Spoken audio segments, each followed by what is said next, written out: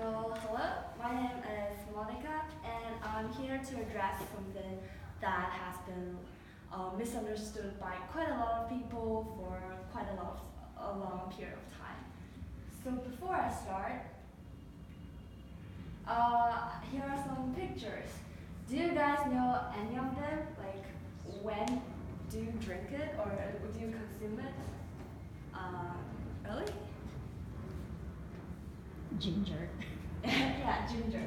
So the one on the left corner is ginger with dates, and the tea is usually mixed with the black sugar, and it is the lifesaver of girls during their periods. It can help them to reduce their pain. And this one in the also left corner, but the bottom corner. This one is pears with lily flowers. That's the petal of lily flowers, and also almond. This one, my mother usually cook this one for me and my sister when we have coughing issues, like when we cough a lot. And then these two together is collocation in the Chinese medicine system. And it is said that ginger in summer and white red radish in winter can help you to get away from doctors, so you don't need to see the doctors. And so the keyword today is TCM. TCM is the abbreviation of traditional Chinese medicine. TCMworld.com, a website, said that it is a timeless bridge that can initiate and support changes and growth in any and every life dimension: physical, mental, emotional, and spiritual. So it is one of the oldest healing systems on the planet. It has been in continuous practice for 1,000 of years, and was originated from the spring and autumn and warring states period, which was approximately about 1700 BC to 221 BC. So to begin with, I'm going to introduce the four concepts that is commonly believed in TCM. The first one is your body is integrated as a whole. Along with your mind, spirit, emotions, your physical body forms an intricate, complex, and interconnected system that is powered by life force, or as we call it, energy. Second, you are completely connected to nature. Changes in nature are always reflected in your body.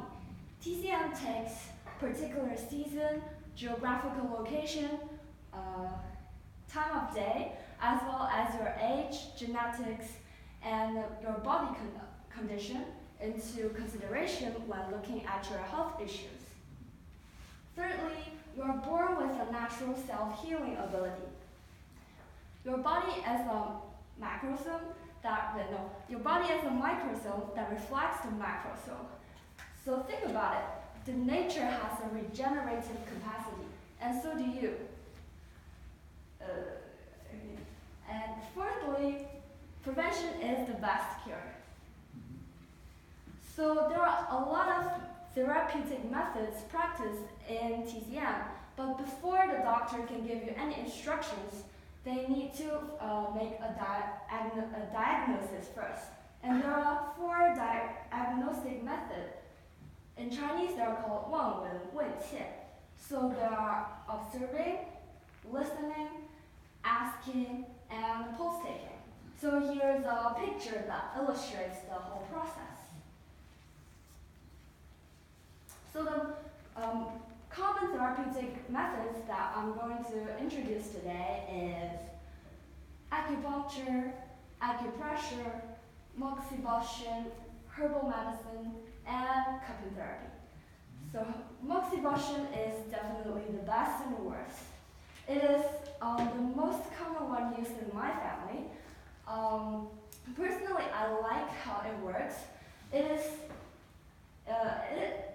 working through the combustion of this stick, which is made of a plant called moxa, and it will burn near your skin, and the heat will then transfer into your body through those acupuncture points, like as the one illustrated here. Every time after this therapy, I feel very refreshed. However, the smell of it is similar to the cigarette smoke. So sometimes, no, like a lot of times, people ask me, Monica, do you smoke? So I was frustrated, and then I tell them, no, I do not. So now you might wonder, how can something so old still works today? Well, no need to worry. It can be effectively applied to help anyone with any health issues because its theory is rooted in the unchanging natural law, which has its source beyond time. It studies how our body functions works in this interconnected system. It's a medicine of extraordinary relationships. Every TCM principle, theory, and healing practices reflects and harmonize with the relationships that exist within the natural law. So I would say the main difference between the Western system and the Eastern system is that the Western system focuses more on the short-term results. This has affected how people treat and look at their health issues in China. For example, when parents discover their child has a fever, they would take their child to hospital immediately and request for an intravenous therapy. And then eventually, the child will end up with a lot of pills to consume.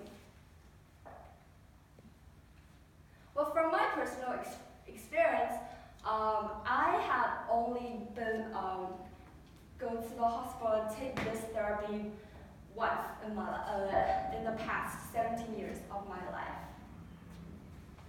And on the other hand, TCM system pays attention to the long-term results than the short-term ones. It's aiming to solve the problems from its roots. So usually it takes a long time to help the patients to be fully recovered.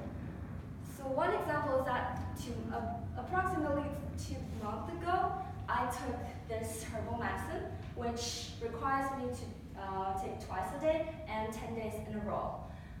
And due to its unique taste, that 10 days has been the worst and the longest time in my entire life. Well, don't get me wrong, I'm not saying that the Western system is not useful. Of course, it's very important during an emergency happen. For example, when an injured people may be crashed by a car, an immediate operation is the only way that can save him. If you use TCM, maybe he will just die of losing too much blood. So it's a very useful and vital process during emergency. And so my suggestion is, if your health condition is not in extreme cases, I would suggest you to stay at home and take a rest.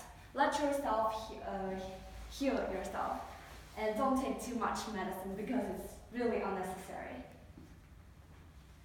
So in terms of the cultural heritage, TCM is one of the most important legacies that our ancestors have left us. It's a spirit that flows within the Chinese blood.